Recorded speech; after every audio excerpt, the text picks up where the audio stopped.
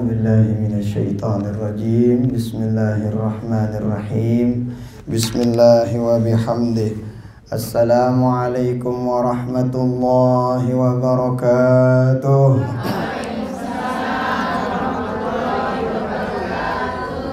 Alhamdulillah. Alhamdulillahilladzi ja'ala syahra ramadhana syahral Qur'an. Wassalatu wassalamu ala sayyidina Rasulillah kana khuluquhul Qur'an wa ala alihi wa ashabihi wa man da'a bi da'watihi wa sanna bi sunnatihi wa salaka tariqahu wa manhajahu ila yaumil ba'ts wal mizan. Allahumma aslih ummata Muhammadin sallallahu alaihi wasallam wa farij an ummati Muhammadin sallallahu alaihi wasallam warham ummata Muhammadin sallallahu alaihi wasallam وانشر واحفظ وأيد نهضة الوطن في العالمين بحق محمد صلى الله عليه وآله وسلم. Amma ba'du.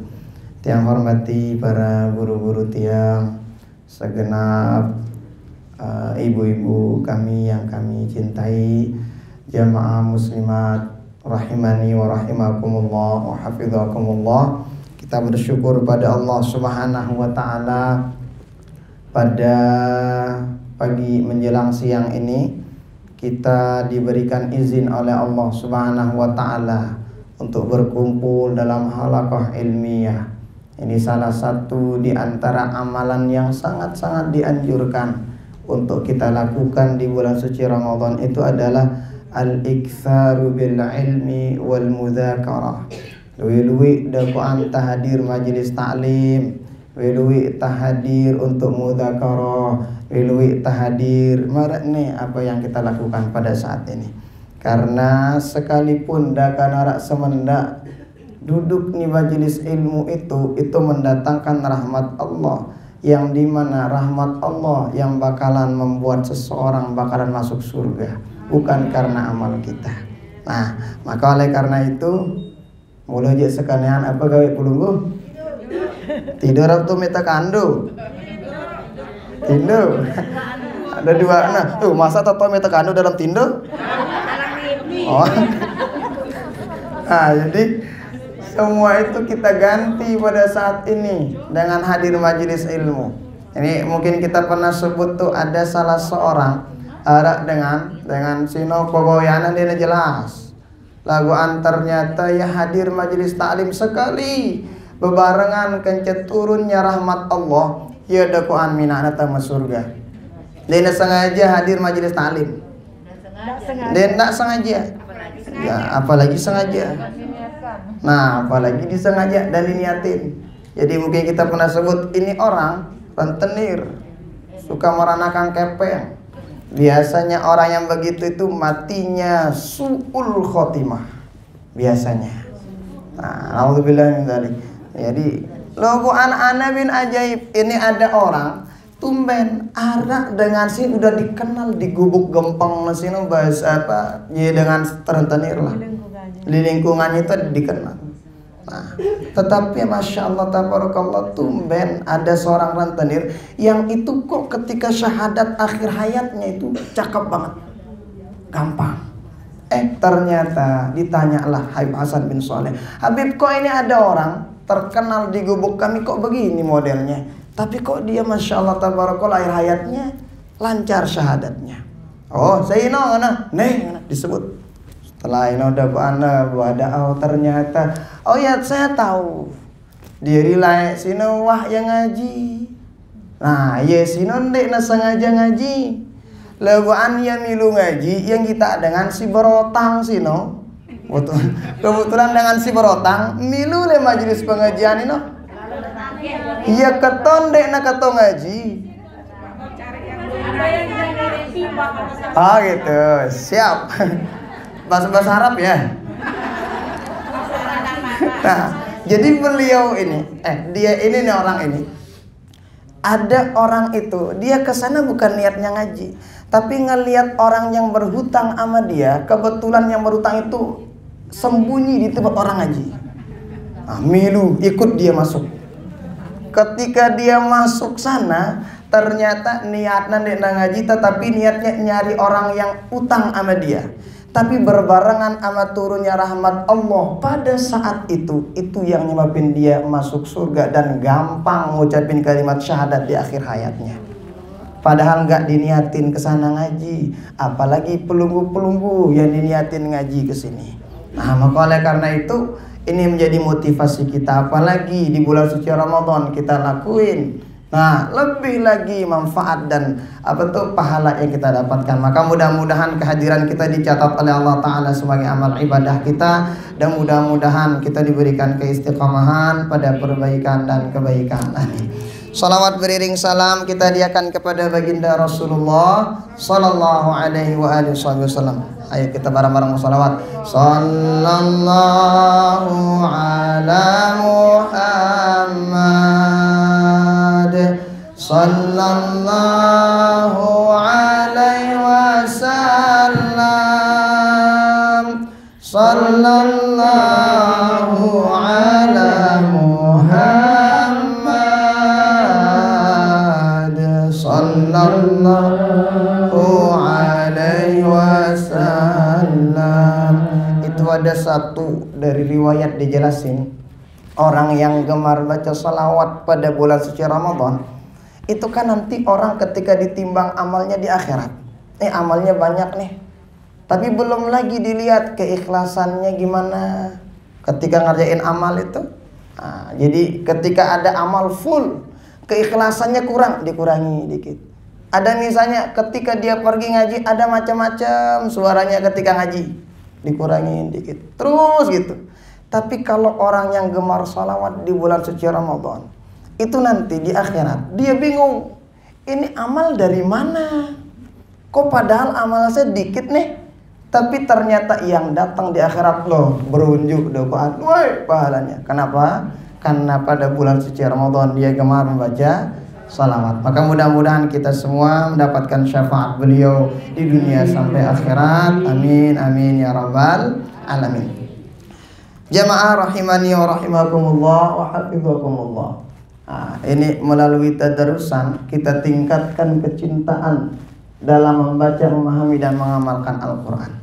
Ini Masya Allah tabarakallah, Al-Quran itu salah satu dari mukjizat khalidah, mukjizat yang gak pernah bakalan putus keberkahannya. Nah, yang namanya Al-Quran itu kan kita tahu tuh dalam riwayat Imam Bukhari dijelasin, apa katanya? Khairukum man ta'allamal Qur'an wa 'allamahu. Sebaik-baik kalian adalah yang pengen belajar Al-Quran dan mengajarkan Al-Quran. Jadi dah kata toa-toa belajar. Hafal pelunggu Fatihah?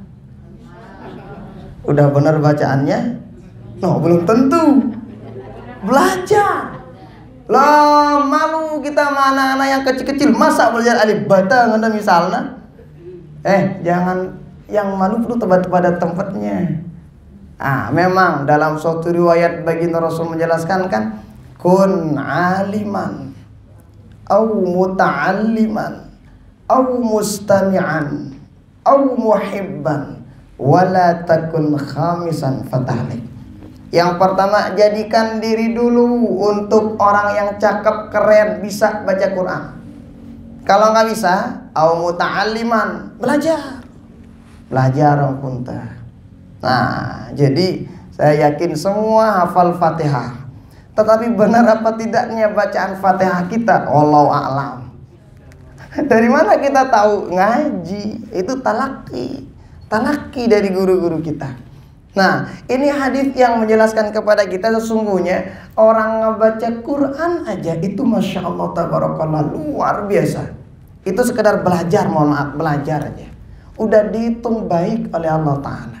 Artinya amonara dengan misalnya berukna belajar, ngedaftar di suatu tempat pengen belajar Quran, udah dihitung baik. Belum lagi membacanya, belum lagi menghafalnya, belum lagi mengamalkan isi kandungan dari Al-Quran tersebut. Nah, maka ini sebagai motivasi untuk kita sama-sama bareng-bareng belajar bareng-bareng Al-Quran. Pertama, jadikan diri kita orang yang cakep bacaan Qurannya. Kalau nggak bisa, belajar. Kalau nggak bisa, maka paling tidak dengerin orang yang baca Quran. Nah, makanya kalau bisa tuh ibu-ibu tiang itu di HP kita itu usahakan dalam sehari itu mungkin ya Quran lah, di setel atau salawatan lah. Ini kadang di kelema kesidah, siangan dikit dangdut, wazohor tembang kenangan, sore ciloka, piran dah baca Quran. Kapan nih setel Qurannya di HP-nya? Nah, itu tuh ada Syekhul Islam Ibnu Taimiyah namanya. Kita pernah sebut tuh. Beliau itu ketika masuk WC, muridnya disuruh baca Quran di luar. Beliau di WC. Supaya apa? Supaya sekalipun beliau sedang qadha hajat di dalam WC, agana tetap doaan telingana berdengar baca Quran. Nah, itu hebatnya para ulama-ulama dulu. Nah, dalam WC aja pengen supaya telinganya dengar Al-Quran.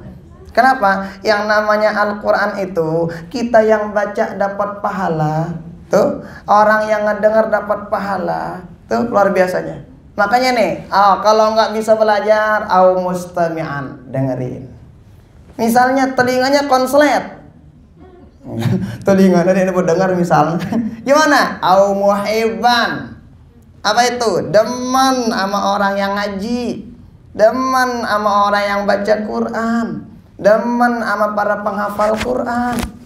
Nah, misalnya kan ada tuh di gubuk-gubuk tuh, misalnya kayak di rumah itu dengan turun biasanya ketika orang selesai taraweh ada tadarusan, biasanya ada nekang-nekang dulang. Apa bahasa Belunggu? Ya, naikin dulang gitu. Nah, misalnya pelunggu nggak bisa ngaji, paling tidak nemai tekang dulang ini. Kenapa? Sebagai bentuk kita demen sama orang-orang yang baca Quran. Mereka nggak baca, ida betul aja kadang lewale mau pahala. Saudara betul aja kadang. Oh, tapi no. Mantu-mantu TV lewale dapat pahala pelunggu. Kenapa? Itu orang di masjid baca Quran. Pelunggu yang ngasih misalnya, ya mungkin rezeki apa kayak gitu, dulang apa kayak gitu, dapat pahala, dapat.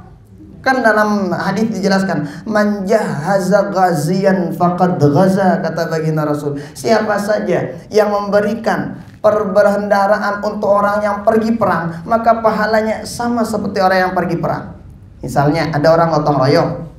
Nah, ketika orang gotong royong, ibu-ibu biasanya ikut gotong royong atau beli nasi?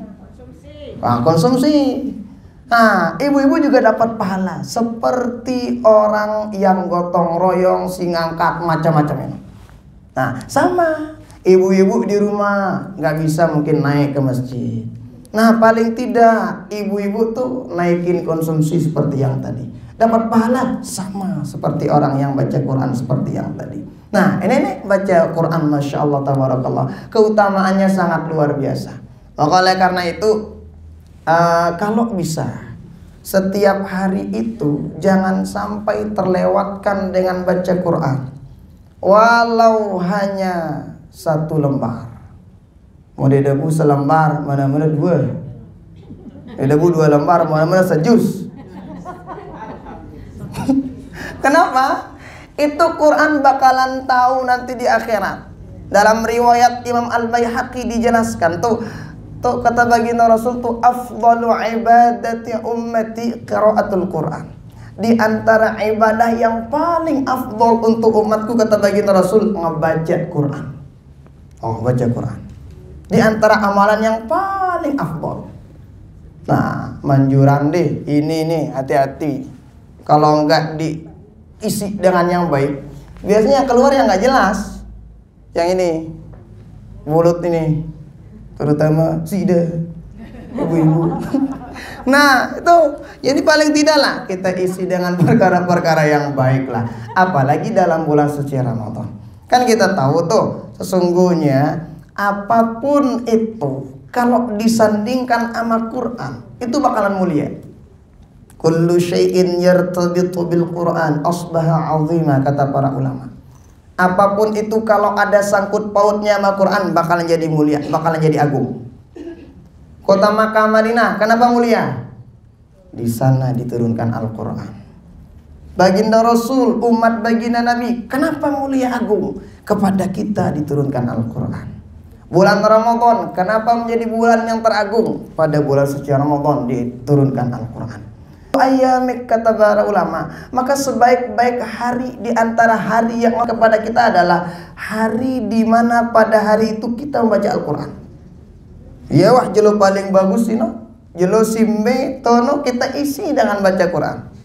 Nah, makanya kita harus menabuyana, tak merasa rugi kalau seandainya kita tidak bisa baca Quran pada setiap harinya. Nah, tahu hebatnya itu sekadar ngebaca aja. Maka oleh karena itu, jadi semangat barang-barang ini bagaimana kemudian kita barang-barang tadarus ini sangat luar biasa. Salah satu cara kita untuk bagaimana kemudian menanamkan kecintaan dalam diri kita kepada Al-Quran. Nah, makanya kadang ada orang tuh kalau bertemu sama ahli Al-Quran itu dibawa ke semua kamar ruangan rumahnya, dibawa ke itu kamar tidurnya, dibawa ke dapurnya, dibawa ke macam-macam. Ngapain? Seperti yang tadi. Kenapa? Karena yang sebagai ahli Quran itu dimanapun dia berada, itu bakalan berkah apapun yang ditempatinya. Anang ponnya pon misalnya ya, udah insya Allah berkah. Anang tempat tidur, insya Allah berkah. Kemanapun jadi berkah. Kenapa? Karena dengan Al-Quran tersebut. Nah, maka oleh karena itu, ya ampun teh. Ntar kalau orang anak-anak kita, adik-adik kita udah punya bekal Al-Quran, dia mau jadi apa aja cakep. Nah, misalnya jadi dokter yang hafal Quran, jadi polisi yang hafal Quran, jadi mana? Jadi gubernur, masya Allah, gubernur yang hafal Quran. Jadi bupati yang hafal Quran. Lagu ndak kayak jadi maling. Nah, aku maling hafal Quran aja. Jadi begitu. Ntar kan kalau misalnya dia hafal Quran nih, orangnya udah hafal Quran, dia jadi dokter. Sebelum dia mengobati pasiennya, ya mungkin dibacain Yasin dulu lah. Lagu ndak baca yang Yasin deh. Anjuran baca yang Yasin itu dua kemungkinan, orang sekarat atau mungkin lagi ntar sehat atau tidaknya. Nah, artinya apa? Itu roh-roh Al-Quran itu masya Allah tabarakallah. Dalam riwayat Imam Abu Hurairah dijelaskan, apa kata baginda Rasul? Orang yang gemar membaca Al-Quran itu orang yang sangat luar biasa.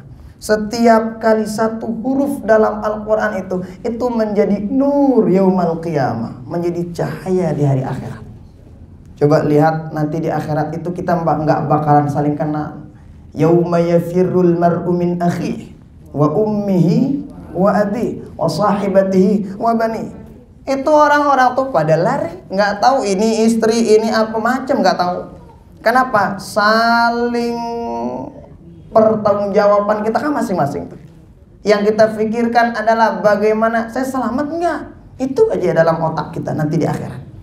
Makanya Sayyidah Aisyah pernah nanya baginda Rasul kan pernah bilang tuh, sesungguhnya nanti di akhir akhirat itu semua orang telanjang. Semua orang telanjang. Nanya Sayyidah Aisyah, baginda Nabi, bengumbetang kungku jemaat telanjang kita sih dengan dilihat sama orang gimana katanya. Kata baginda Rasul, orang di akhirat itu nggak ada yang mikirin itu. Yang dipikirkan itu apa? Saya entar kapan nunggu jadwal hisapnya. Setelah dihisap kira-kira nasib saya gimana? Orang kalau udah keren bacaan Qur'annya di dunia, insya Allah nanti di akhirat aman kehidupannya. Kenapa? Nih Qur'an yang menjadi syafaatnya. Maka oleh karena itu, kapan kita bakalan dapat syafaat dari Al-Quran? Lengan nengker. Jadi Quran itu tahu bibir mana yang suka ngebacanya dulu di dunia. Jadi le akhirat nu ndara arah nyelop. Apa arah nyelop? Nyusup. Nggak ada. Ditahu. Jadi surga itu udah ketempel namanya ke atas. Pada surga ini udah tahu. Nah, ini yang suka baca Quran ini udah tahu. Ini suka gosip ini udah tahu. Iya. Soal lidah girangin. Nah, kenapa? Itu Quran tuh Masya Allah. Maka oleh karena itu, ini Quran itu kita jadikanlah benar-benar menjadi kitab suci yang sangat luar biasa. Jadi ya jadi pedoman hidup tega. Bapak Ibu tiang jamaah rahimani wa rahimakumullah wa hafizakumullah. Bahkan kalau di Mesir itu yang namanya Al-Quran ini jadi syafaat di dunia, makanya jadi syafaat di akhirat. Apa kata guru-guru kita di Mesir? Gini kata guru kita di Mesir. Jadi Quran itu katanya, seandainya nilai-nilai ujian kita agak sedikit, tapi nilai Quran kita naik atas tinggi, itu bisa merofa. Merofa itu apa?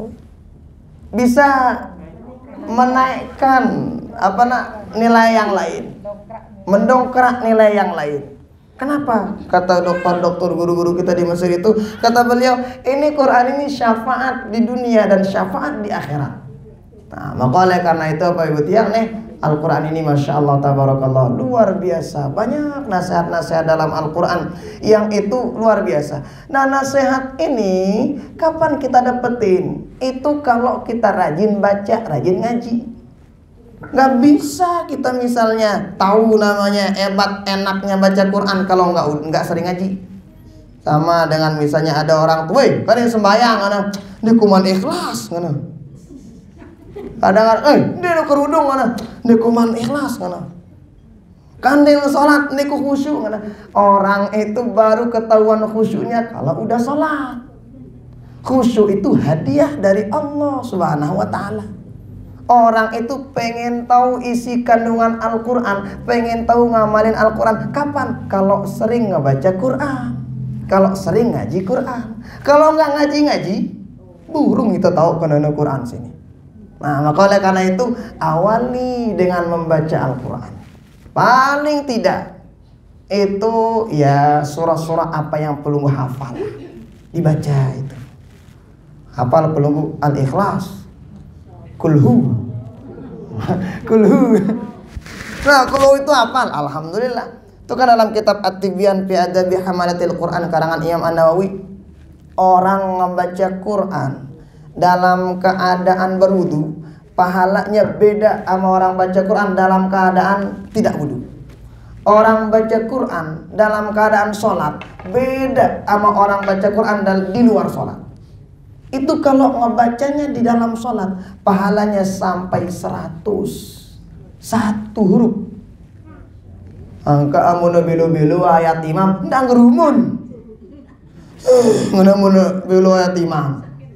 Kenapa? Siapa tahu Allah pengen ngasih kita pahala dari sana. Jadi kadang berukna kita jadi imam, kadang ketempel tuh nama imam-imamnya. Ditahu imamnya. Oh, ini julu ya lamas. Kenapa? Lambat. Imam lambat. Jangan. Kenapa? Siapa tahu Allah pengen lihat. Nih, siapa kira-kira yang memperdengerin Al-Quran dan ngedengerin Al-Quran? Itu sampai 100. Itu dalam sholat. Makanya kalau hafal Al-Quran itu apapun yang dihafal. Nah, karena kulhu perlu hafal, baca. Kita sering sebut tuh ada suatu riwayat yang menjelaskan. Ada seorang sahabat itu meninggal dunia. Masya Allah tabarakallah. Ini musim panas. Jadi musim panas Mesir kan beda banget ya. Itu kalau dulu kami di sana itu, kalau umi kita nggak tahu, pulau beliau kalau lebih duluan di sana. Jadi kita puasa di Mesir itu puncaknya musim panas. Nah, jadi kipas itu 24 jam lah gundara idapna. Panas. Nah, ya toto idapinnya rengi dengan puasa. Kalau di sini enak. Mandi aman. Kalau di sana mandi selikinnya panas. Enak banget puasa di sana. Jadinya begitu, Masya Allah, beda gitu. Nah, di sana itu waktu itu ternyata ada seorang sahabat meninggal dunia. Jika sahabat meninggal dunia tuh, ternyata ini sahabat Masya Allah tabarakallah, ini matahari ketutup. Ditutup tuh matahari, kayak ada sesuatu yang menutupnya. Kan biasanya kalau matahari itu kan ngenumper kita kan, apa namanya, cahayanya, sinarnya itu. Tapi ini kok adab atas, adab bawah, adab kiri kanan. Kok nggak langsung ngenain para sahabat? Para sahabat nanya, ya Rasulullah, ini mal hadath ya Rasulullah, ada apa baginda Nabi? Kok ini cahaya matahari ada, tapi kok cahayanya beda banget gitu. Oh, kata baginda Rasulullah, tadi Jibril datang. Ngapain? Ternyata ngasih tahu saya. Ternyata ini sahabat kita yang lagi meninggal dunia, itu yang menutup matahari itu ternyata sayapnya malaikat. Ngapain tuh malaikat? Ternyata malaikat itu ikut takziah terhadap meninggalnya sahabat kita yang satu ini. Sahabat kepo. Apa nih kepoin?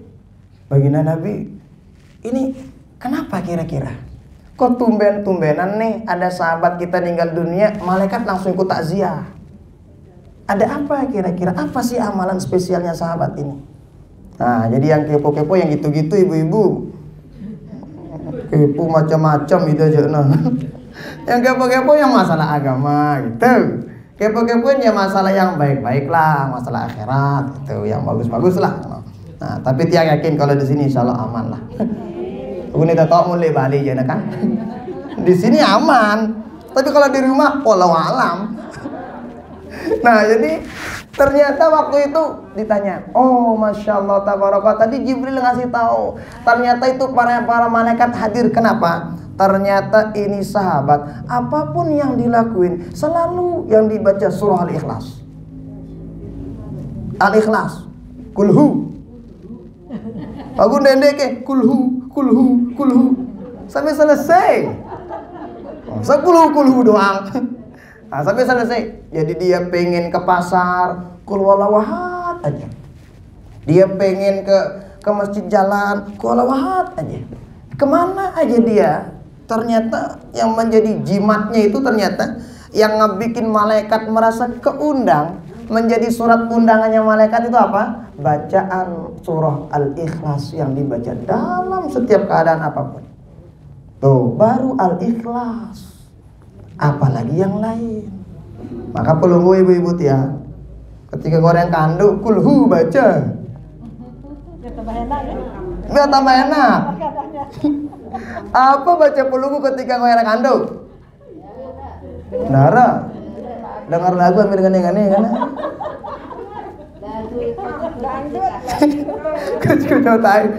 Itu coba masya Allah tabarakallah. Ternyata Allah Ta'ala menjadikan orang yang gemar ngebaca Quran spesial di hadapan Allah Ta'ala. Nah, makanya sekalipun kita misalnya bukan sekeren para sahabat, bukan seibadahnya, bukan kayak para sahabat, paling tidak kita tahu jalan-jalan para sahabat itu. Bagaimana sih jalan-jalan beliau itu? Ternyata begitu kerennya di hadapan Allah Subhanahu wa Ta'ala. Rahasianya ternyata menjadi surat undangan para malaikat.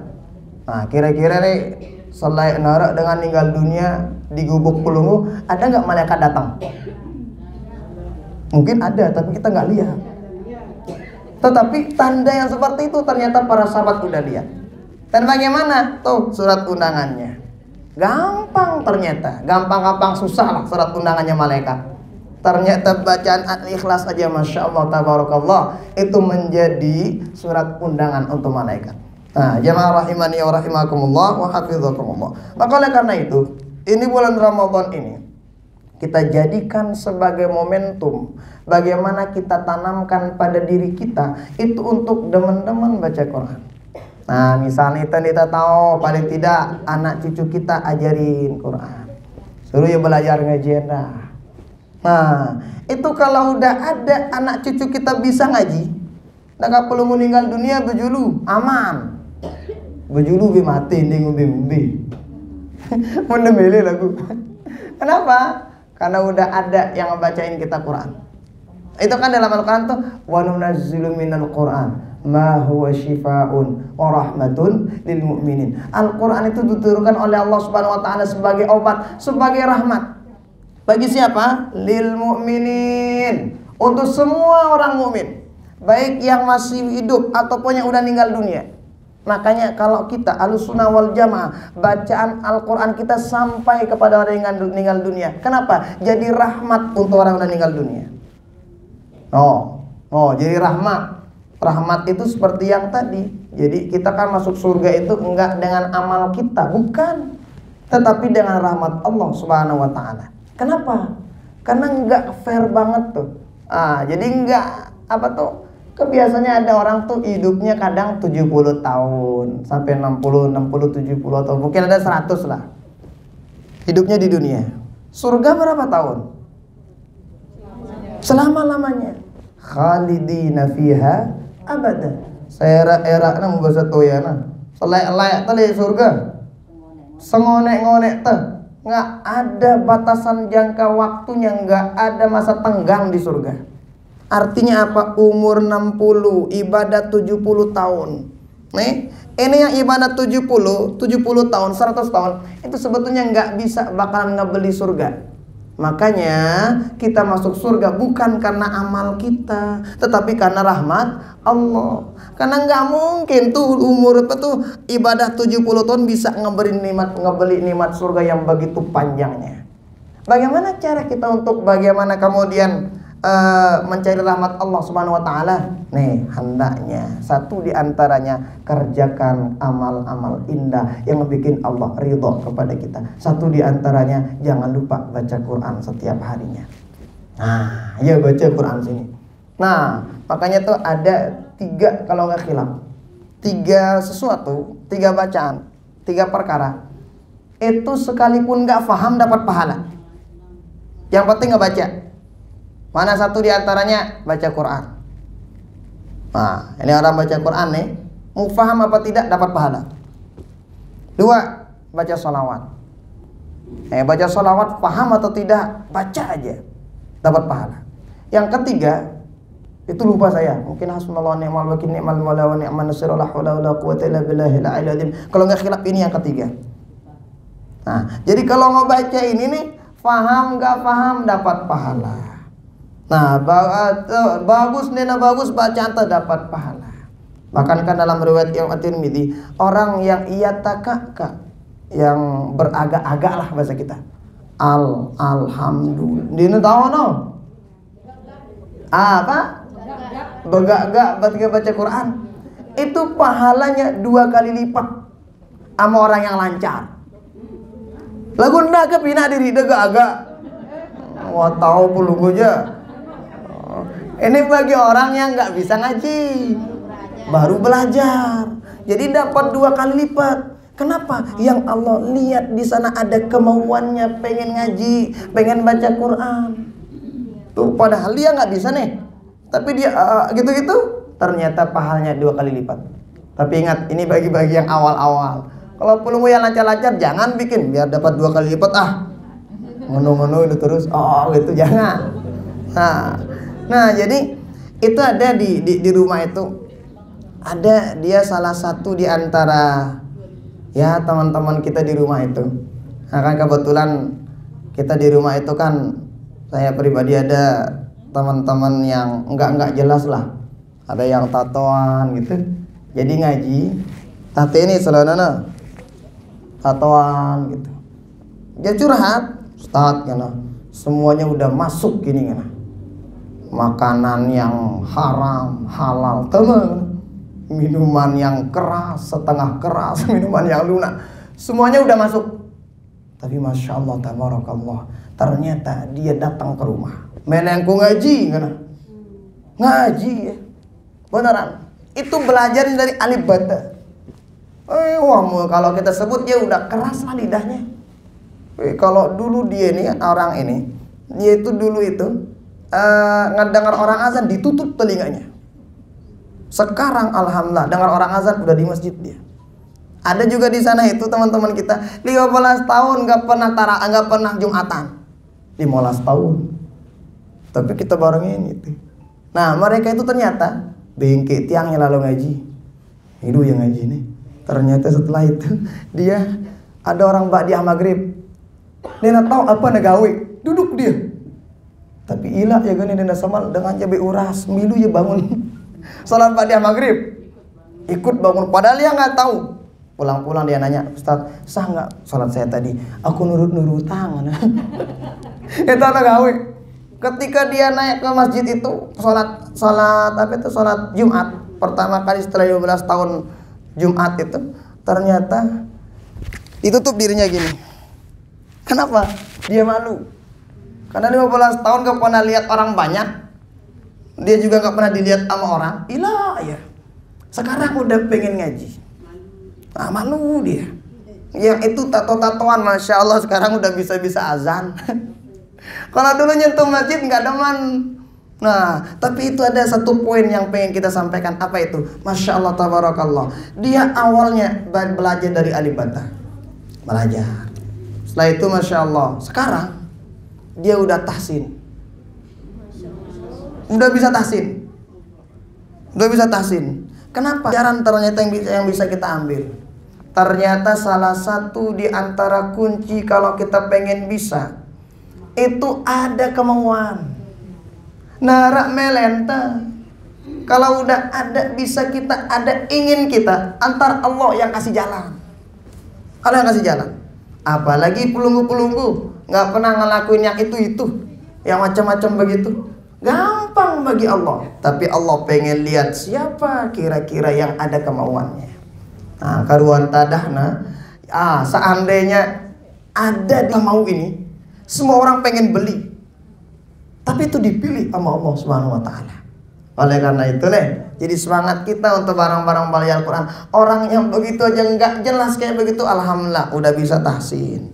Ada satu lagi, tukangnya mati ini aja. Tong bunuh. Iya, dia ini kalau dia nggak serak sama orang, langsung ditebas. Mun bahasa toya nek nepri-pri nyemes dengan. Bagi dia itu kayaknya nyawa seorang manusia itu kayaknya sama kayak nyawa lalat. Gampang. Tapi alhamdulillah sekarang juz amma hafal ya. Kenapa? Satu di antaranya dia mau berubah. Ada keinginannya untuk belajar. Al-Quran ini juga begitu. Kalau kita tetap demen ngebacanya, dia bakalan enak sama kita. Tapi kalau ngebacanya sekali setahun susah. Orang tuh kalau sering ketemu kadang kan ya deket-deket gitu ya.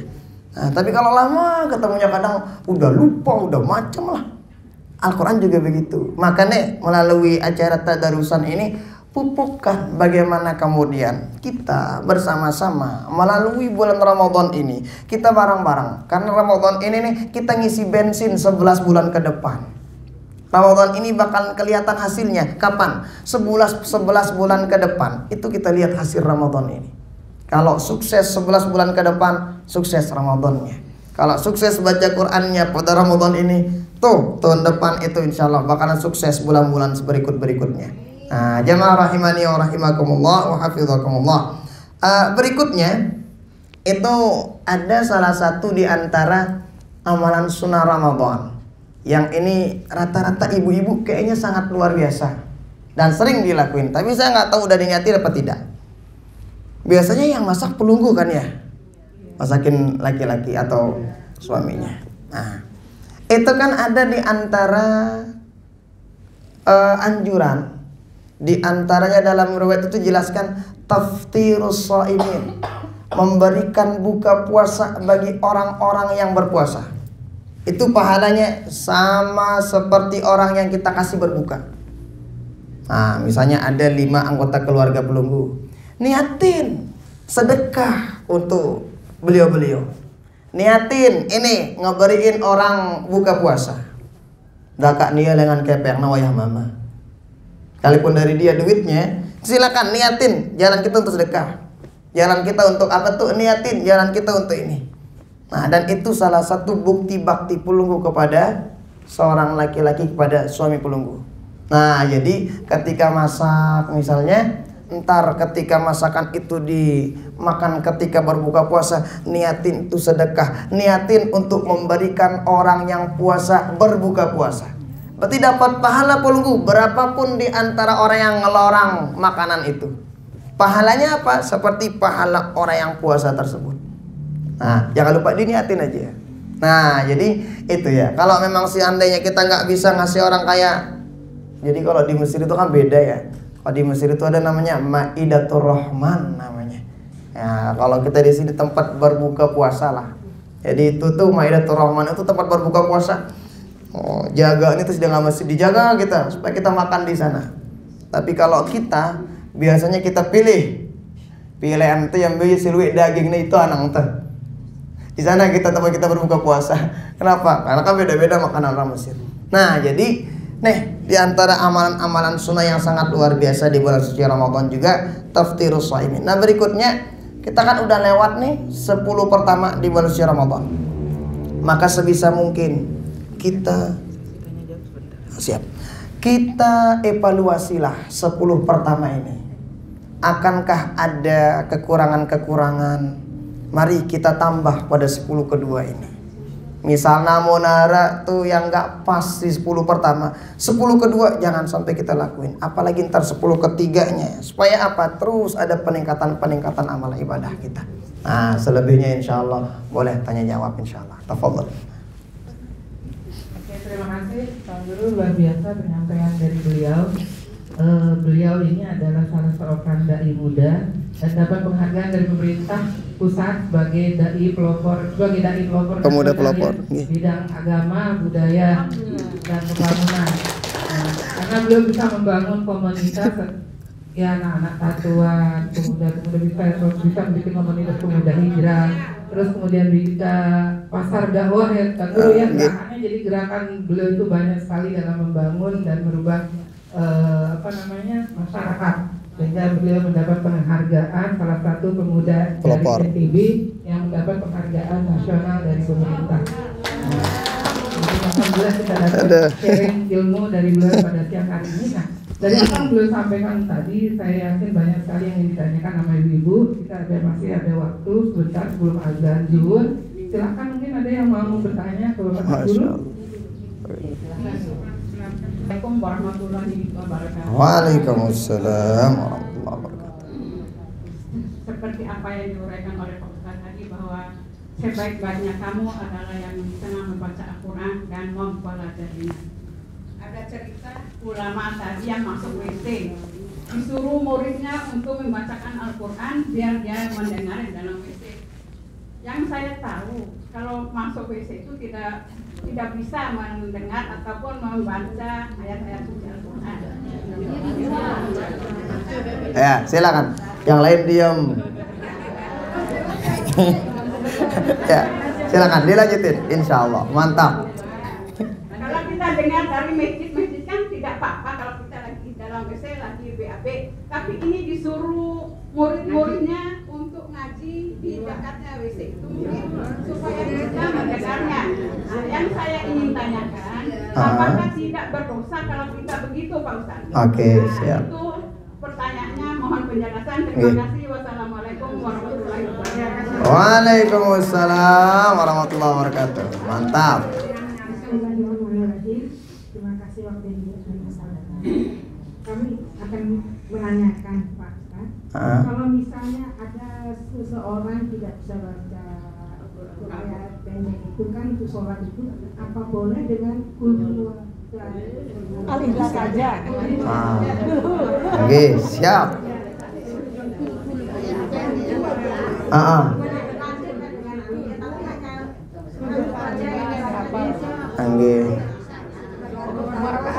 Siap. Oke. Nggih. Waalaikumsalam. Yang menanyakan Pak Ustaz, ini di Lombok Tengah ya. Sepertinya kalau tarawih itu 4 rakaat 1 kali salam.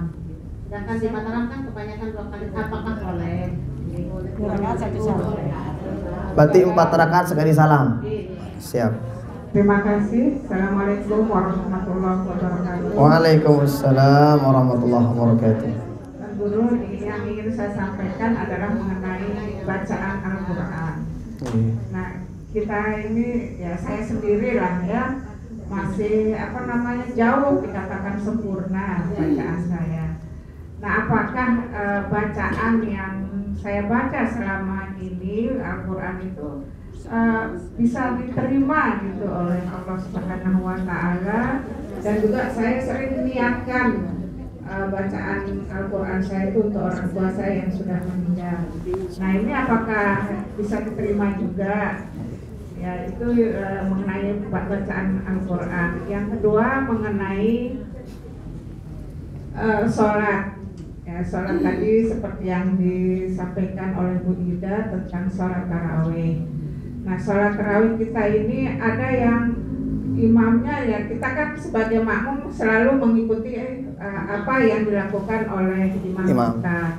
Nah, ada yang belum kita selesai baca Al-Fatihahnya sudah ruku, belum selesai kita baca sujud sudah berdiri. Nah, ini kita yang sebagai makmum ini apakah sah juga kita sholatnya, kita tidak sholat tidak ikuti dia, kan salah juga. Nah, ini yang saya tanyakan. Terima kasih. Assalamualaikum warahmatullahi wabarakatuh. Waalaikumsalam warahmatullahi wabarakatuh.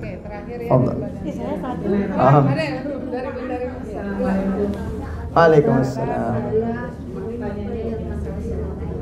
Tapi masalah sholat Isyraq. Ya, saya misalnya ini dari tahajud, terus tunggu subuh, udah itu zikir, tunggu isyraq. Nah kan kalau laki-laki keluar dari masjid baru pulang gitu sambil sholat. Nah kita perempuan ini, apakah kita bisa bergerak dari tempat sambil zikir atau bagaimana? Apa yang kita lakukan, buka pintu segala macam. Mantap. Nah itu satu. Kedua, seandainya dalam zikir itu saya nunggu isra misalnya, ternyata saya ketiduran Ustaz, apakah saya bisa melakukan sholat itu atau langsung duha? Oke, siap. Terima kasih. Waalaikumsalam warahmatullahi wabarakatuh. Terima kasih. Satu lagi Pak. Siap. Ini tarawih. Bacaan.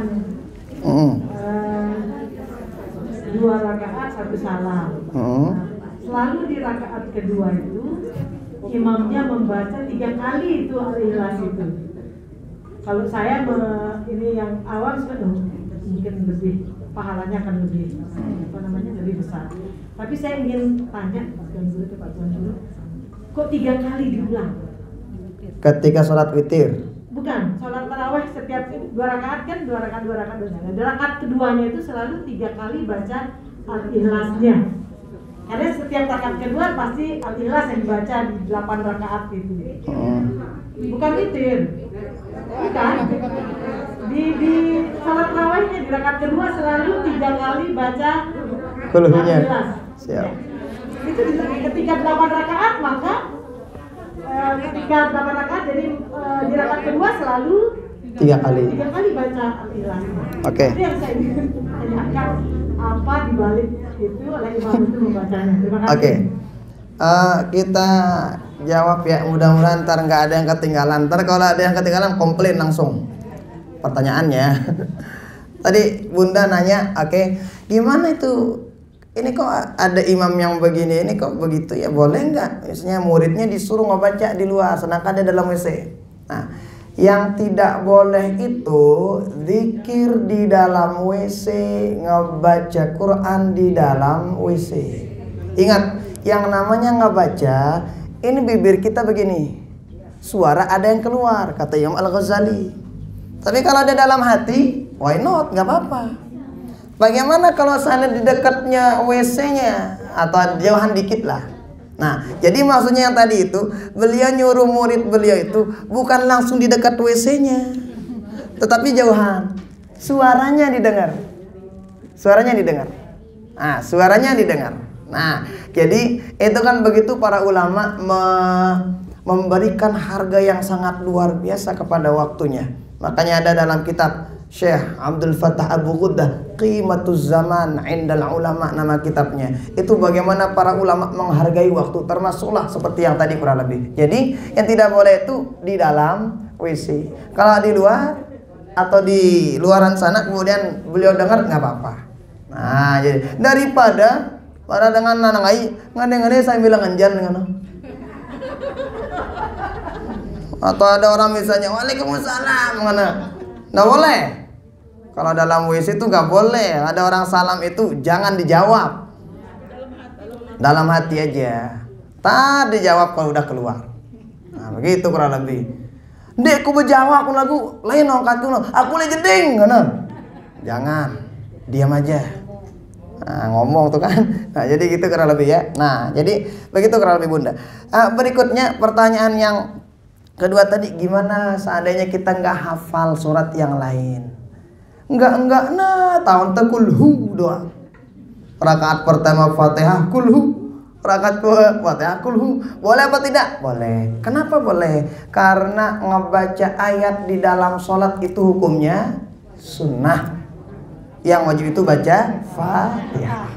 Kalau sunnah nggak ngebaca aja, pulunggu udah bener sholatnya.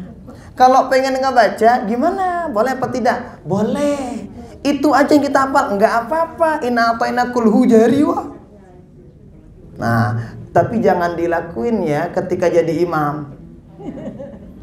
Rakaat pertama kulhu, rakaat kedua kulhu, bareng ngomen makmum bareng. Darah apal, negana lain imam ini ngena. Nah, jadi kalau sendiri-sendiri, ahlan, nggak apa-apa. Jadi sah sholatnya, sah. Kenapa? Ngebaca ayat itu perkara sunnah, bukan wajib di dalam sholat. Nah, benang one. Oke, 2 terus. Tarawih yang 4 rakaat sekali salam. Bagaimana kira-kira? Nah, memang ada suatu riwayat. Itu kan baginda Rasul itu dijelaskan sholatnya baginda Rasul itu tarawih itu kan 8. Nah, ini jelasin buat yang lain nih, riwayat yang 1. Nah, itu sholatnya katanya 4 rakaat salam, 4 rakaat salam. Ini pertama. Tetapi ada yang kita kuatkan kita dalam mazhab Imam Syafi'i. Apa kata baginda Rasulullah SAW? Sholatul laili mathna mathna. Sholat malam itu hendaknya dilakuin 2 rakaat salam, 2 rakaat salam. Dalam qawaid fiqhiyah mengatakan makana aktsaru fi'lan kana aktsaru fadla. Yang lebih banyak perbuatannya maka biasanya lebih dominan, lebih banyak pahalanya. Salat misalnya 4 rakaat salam daripada 4 rakaat 2 salam, mana lebih banyak pahalanya? Banyakan yang 2 kali salam. Mulai dari misalnya salamnya aja kan udah dapat pahala lebih tuh. Nah, ini nih kita ambil begitu. Jadi kalaupun misalnya ada yang berpendapat seperti tadi, alan, ada kok dalilnya. Tapi kalau kita dalam mazhab Imam Syafi'i yang kita kuatkan itu sholat malam itu 2 rakaat salam, 2 rakaat salam. Nah, tapi kita yang 20 rakaat dalilnya mana? Itu ada dalam kitab As-Sunanul Kubra karangan Imam Al-Baihaqi. Itu Sayyidina Umar itu sholatnya 20 rakaat bersama Ubay bin Ka'ab bersama sahabat yang lain, sholat tarawih. Kemudian berikutnya ijma' sahabat. Ketika sahabat sholat 20 rakaat enggak ada komplain, berarti ijma', sepakat para ulama pada waktu itu 20 rakaat tarawihnya. Ada lagi 36 rakaat.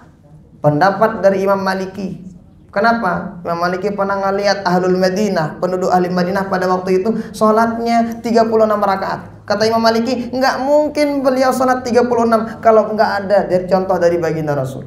Nah, jadi terserah perunggu. Kalau mau 8 ahlan, kalau mau 20 silakan. Kalau mau 36 kanggo endah. Mau keruan tadahna sekali doang nama kedu. Setelah sinu sepi. Sesuai tata lu senam. Nah, berikutnya ada pertanyaan. Bagaimana? Kita baca Quran nih, tapi kita nggak tahu apakah bacaan kita udah benar apa tidak. Gimana kira-kira itu? Dan saya niatin bacaan saya itu apakah diterima sama Allah Ta'ala? Apakah sampai padahal bacaan saja kurang jelas? Gimana kira-kira? Begini Bapak Ibu ya. Setiap kita baca Quran, niatin diri kita belajar. Yang namanya orang belajar, dia nulak salah. Sekalipun dia salah, karena dihitung menjadi orang yang belajar. Dengan belajar sholat, nggak benar sholatnya, tapi terus dia belajar, dihitung seperti orang yang belajar. Insya Allah sekalipun kurang-kurang sedikit aman. Pelunggu misalnya nih, kita ada yang baca Quran nggak pas, karena saya rasa mungkin ya itu kan belum tentu endah. Sekalipun tak tahu ngaji sekedik-kedik, tapi mungkin kan kalau alam yang pas apa tidaknya kan hanya Allah yang tahu. Maka setiap kali ngebaca Quran, niatin diri kita untuk belajar. Ketika diniatkan belajar, kan tidak dihukum insya Allah seperti orang yang udah cakep bacaan Al-Qurannya. Nah, jadi niatin tuh. Gimana? Apakah sampai apa tidak? Allah Maha menyampaikan pahala semuanya. Insya Allah sampai bacaan pelunggu kepada tuh yang diniatin orang-orang tua kita udah meninggal dunia. Itu kurang lebih ya. Kemudian berikutnya, ada tuh dalam suatu riwayat Man shallas subha jama'atan thumma jalasa fi musallah. Ngana? Sai salat subuh berjamaah, kemudian dia duduk di musolla tempat dia salat itu. Nah, posnya musolla itu tempat salat lah. Sampai zikir, sampai nunggu waktu isyraq. Nanti ketika salat isyraq dia salat 2 rakaat. Kata baginda Rasul, itu pahalanya seperti haji umrah, tamatain. Pahalanya seperti haji umrah. Bilang jelu, sempurna haji umrahnya. Nah, tapi ingat salat subuh jamaah. Kemudian dari salat subuh zikir, terus salat 2 rakaat. Nah, jadi kuncinya salat subuh jamaah. Nah, itu tuh lama-lama. Itu pahalanya aja ya, pahalanya yang dapat yang namanya pahala haji umrah. Kan apa kata baginda Rasul? Al-hajjul mabrur la thawaba lahu ilal jannah. Enggak ada ganjaran yang paling nyocok untuk orang yang haji mabrur kecuali surga. Nah, pertanyaannya gimana? Saya misalnya saya ketiduran ataupun mungkin saya ngelakuin yang lain. Artinya tetap zikir sih, cuman kita mungkin sambil meronas kayak ngono, atau mungkin sambil nyapu, sambil ngelap-ngelap pintu, gimana? Oh, ada keringanan dari para ulama. Yang penting bibir kita tetap zikir. Penting bibir kita tetap zikir. Pelunggu mau ngerjain misalnya ngelap-ngelap, ahlan, ini enggak apa-apa. Nah, misalnya nanti suami pulang dari masjid, nggak ada yang bukain pintu, daripada dia marah besar, udah bukain. Masa anakku sholat dulu, masa dengan nongkat deh, bukain. Tapi tetap dalam hati zikir. Itu ada keringanan dari para ulama. Boleh? Nggak apa-apa, boleh. Nah, yang tidak boleh itu ngerjain yang enggak ada zikirnya. Nah, misalnya macam-macam lah. Oh, misalnya apa ke ngono gawe anak-anak antara subuh sampai isyraq itu baru enggak masuk kriteria dia bakalan sholat isyraq atau sholat syuruq. Nah, gitu kurang lebih. Nah, jadi bagaimana berikutnya? Dia ketiduran. Ketidurannya kenapa? Ketidurannya karena zikir. Kalau ketidurannya karena zikir, insya Allah ada keringanan juga. Kalau masih waktu isyraq, langsung pulang ke isyraq. Kalau ada waktu isyraq. Tapi kalau misalnya udah lewat, udah langsung salat duha aja. Itu kurang lebih. Jadi nggak karuan sih. Itu kan tergantung dari waktu subuhnya, ya kan? Kurang lebih 1,5 jam selesai subuh. Dari jam mulai orang azan. Nah, katakanlah sekarang misalnya subuh itu jam 5 misalnya. Berarti ntar ya 6:30 udah masuk lah. Nah, itulah kurang lebih ya. Nah, jadi isyraq itu sebetulnya awal sholat duha. Lumayan itu sebelum pulang ngantor atau apa gitu, kerjain, masya Allah pahalanya haji umroh setiap hari. Orang kan susah tuh haji umroh, tapi kita dapat pahalanya. Orang haji umroh tuh susah, iya. Pahala haji umroh susah juga. Harus sholat subuh jamaah lah, harus zikir gitulah, gitu, baru dapat pahalanya. Nah, itu kurang lebih. Nah, berikutnya ini beliau nanya, Bunda nanya, kenapa sih ada orang yang kadang rakaat kedua imamnya, itu ngebacanya kok kulhu 3 kali gitu, setiap rakaat kesekian atau gimana? Nah, rakaat kedua gimana sih sebetulnya? Pada waktu itu pernah siapa pendiri Muhammadiyah? Iya, 3 kali Al-Ikhlas itu dibaca. Saya rana pendiri. Ki Dahlan. Pernah beliau Ki Dahlan itu, beliau itu setiap kali sholat darak lain ayatna ara'aital ladzi luntu. Ara'aital ladzi kadzibu biddin itu Al-Maun. Itu dibaca setiap kali sholat. Orang-orang nanya, ngapain Kiai kok ngobatinya itu doang dibaca? Apa jawaban beliau? Nah, itu jawaban beliau ya. Apa kata beliau? Ternyata ini ayat, saya lihat masih banyak orang yang belum ngamalinnya. Yang punya doang bacangku dakwaan apa sih no? Nih, dakwaan ara'aital ladzi sinu baca. Ndak apa nek hafal si lain kata beliau. Tapi saya lihat ini ayat banyak orang yang belum ngamalin. Nah, siapa tahu ini nih ketika baca kulhu sang iya gana surat kedemenana. Surat kalau rakaat pertamanya ya Pak yang nah, saya mungkin ya. Ada memang sahabat yang dalam satu riwayat setiap kali sholat kuliah kulhu lontu. Kuliah kulhu mana? Ditanya sama baginda Rasul, "Hei, ente kok kalau sholat iya lo untuk ayat nama Tuhan." Oh, itu doang ayatnya? Emang gak ada yang diapa di lain? Yang lain katanya apa katanya? Oh, ini kan baginda Rasul, ini nih ayat ini kan ngajarin tentang tauhid. Dua-duanya tuh, makanya saya demen ngebacanya. Apa kata baginda Rasul? Oh, insya Allah nih ayat si dua ini iya gin barengin sida masuk surga, kata baginda Rasul sallallahu alaihi wasallam. Nah, mungkin ini juga begitu. Karena qul huwallahu ahad itu kan ada pelajaran-pelajaran tauhid yang sangat luar biasa kita dapetin dari ayat itu. Mungkin beliau pengen nekenin periri tauhid sang yang karena kan imam sih no. Nah, bisa jadi begitu, ada pesan-pesan yang pengen disampaikan. Tapi kalau menurut hukum fikihnya, dia baca itu 2 kali boleh? Boleh. Dia baca 3 kali, silakan, nggak apa-apa. Nah, boleh. Nah, secara hukum fikihnya. Wallahu ta'ala ala wa alam wa ilmu wa tamu aja. Kita kasih? Terserah. Terserah. Masalah ngaji itu kita kalau bacaannya itu benar apa salah itu apa diterima oleh Allah? Iya, siap. Oh iya. Banyak yang komplain, kita kan banyak yang belum lihat belajar masalah bahasa belum lupa. Siap.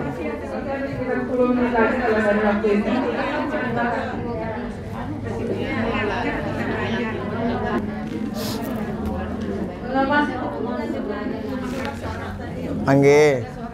Oke, saya serah. Ini menurut Pak Ustaz,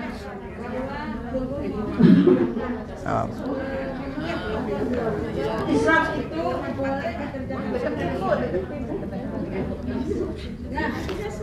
tapi kami berbicara bahwa khusus Islam itu hanya di masjid saja. Ini bagaimana?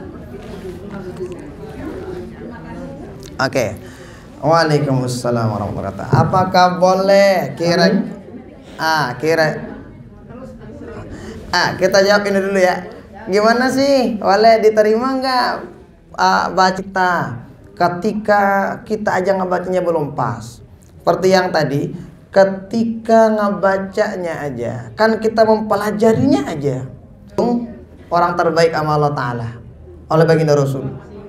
Apalagi ngebacanya. Sekalipun belum pas, insya Allah diterima sama Allah Ta'ala. Tapi ingat seperti yang tadi, niat kita belajar. Karena gini loh Bang, katanya kalau kita baca artinya salah itu kita berdosa. Karena salah caranya kita membaca, misalkan harusnya A kita baca O, itu salah katanya itu berdosa. Gitu. Ini bagi orang yang udah cakep bacaan Al-Qur'annya. Ya. Nah, ini sebetulnya kan begini ya. Ntar kalau kita misalnya hukumin itu nggak bakalan terima sama Allah Ta'ala, bener lagi baca-baca Quran. Mau sini nak anak bacaanku anda, udah belajar, baca aja. Itu bagi orang yang udah keren, bagi orang yang udah paham semuanya. Makanya tempat penaruhan khauf sama roja itu harus benar-benar dalam bab tasawufnya. Kadang ada orang, woi, kan dia ngapal Quran, padahal dia bisa ngapal Quran. Bonu anja mah amun ku hafal Quran lupa aku ngana. Boleh dosaku malik ngana. Udah ente hafal aja. Ketika ngapal Quran itu jadi motivasi kita. Gimana sih keutamaan orang baca Quran, ngapal Quran? Entah kalau udah hafal baru perbanyak murojaah supaya jangan salah dari riwayat yang lain. Sama dengan yang ini. Sekarang pokoknya baca aja sambil belajar, sambil perbaiki. Gitu kurang lebih ya. Tapi ingat tetap berniat belajar supaya insya Allah ada keringanan. Nah, ada yang mengatakan gimana sih sebetulnya? Apakah boleh isyraq itu dilakuin di rumah? Ataukah hanya dilakukan dilakukan di masjid saja? Nah, memang kalau kita lihat riwayatnya itu secara umum. Riwayatnya secara umum. Di sana dijelasin wajalasa fi musalla. Musalla itu artinya tempat sholat. Tempat sholat itu di mana aja, yang penting dia sholat subuhnya secara berjamaah. Nah, tapi mungkin ada pendapat yang lain seperti yang itu. Nah, memang pendapat yang paling kuat itu seperti yang tadi, harus dilakukan di masjid. Tetapi kemudian kalau modelnya seperti itu, nanti ibu-ibu bakal ribet juga. Harus dulu selesai isyraq misalnya, sedangkan nanti pegoyan masih numpuk di Bali. Nah, gimana kira-kira kalau misalnya ada hal yang tabrakan kayak begitu, lakuin yang wajib. Isyroknya nggak apa-apa, nggak didapetin juga nggak apa-apa. Tapi ada kewajiban puluh yang lebih wajib untuk dilakuin. Nah, jadi ada memang pendapat yang mengatakan paling tidak, kenapa dikatakan harus di masjid? Karena baginda Rasul sholat subuhnya selalu di masjid, dan beliau duduk langsung di sana, langsung sholat isyrok baru pulang. Tetapi para ulama ada keringanan, yang penting sholat subuhnya di masjid, terus zikir terus. Mau sholat di rumah lah, atau mungkin mau sholat di mana kayak gitu. Nah, yang penting dia mengisi antara subuh sampai isyrok itu dengan zikir. Wallahu ta'ala a'lam wa ilmuhu atammu aja. Udah ya, terima kasih banyak. Demikian ibu-ibu, ilmu yang sangat luar biasa dari Bapak Tuan Guru kita. Nanti ini kan sudah zaman modern ibu-ibu ya, dan beliau juga dari milenial. Jadi ibu-ibu kalau mengikuti ceramah beliau bisa juga ke channel beliau, channel YouTube beliau itu di Hulaifi Official. Ahmad Hulaifi Official. Nah, nanti di sana isinya banyak tentang materi-materi dakwah juga, yang bisa kita ambil manfaat dan ilmunya di sana. Silakan di like dan di subscribe. IG-nya ada spot kan itu Hulaifi kena Hulaifi. Kagak bisa yang bikin orang, tapi udah lah pakai. Tapi biasanya lebih aktif di fanpage. Fanpage itu fanpage-nya Ustadz Ahmad Hulaifi LCMH. Di belakang ini ada kan di HP ini. Sama di Facebook, di YouTube-nya Ahmad Hulaifi Official. Jadi nanti kalau perlu nanya boleh, nggak apa-apa. Ada juga nomor-nomor tempat nanya. Kalau perlu mau ada khusus mulanya apalah gitu, boleh. Ahmad Hulaifi Official nama YouTube-nya. Like, comment, subscribe. Kenapa? Nomor tonanya ada nomor official itu.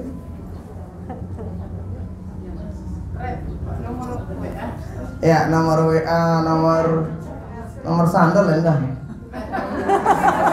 Nomor WA doang, nomor sandal enggak.